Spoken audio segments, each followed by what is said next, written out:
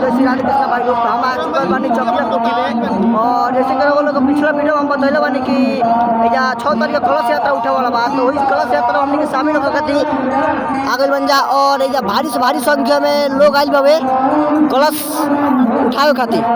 और हई बनल बावे जैसे कि वो लोग को मालूम बावे 108 गो हवन कुंड के पंडाल बनल बावे।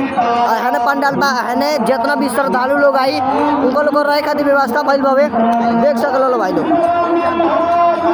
कलश यात्रा के निकले खातिर जेकरा जेकरा लागे रथ रहल त अपन अपन सब के रथ लेके आई रहल और देख सकल कितना भीड़ बा, सब के लाइन में लागल बा कलश यात्रा के निकले खातिर। तो भाई लोग कलश यात्रा निकल चुकल बा और देख सकल कितना दूर दूर तक लोग भरल पड़ल बावे और पीछे भी लोग बा और हमनी के बीच में बानी जा।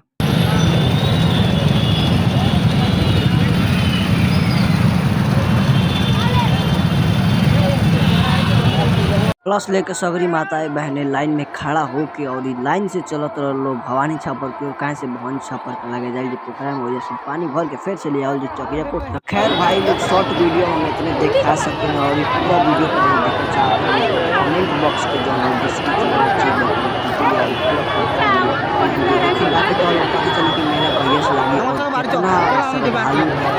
आज के लिए इतना ही कमेंट बॉक्स में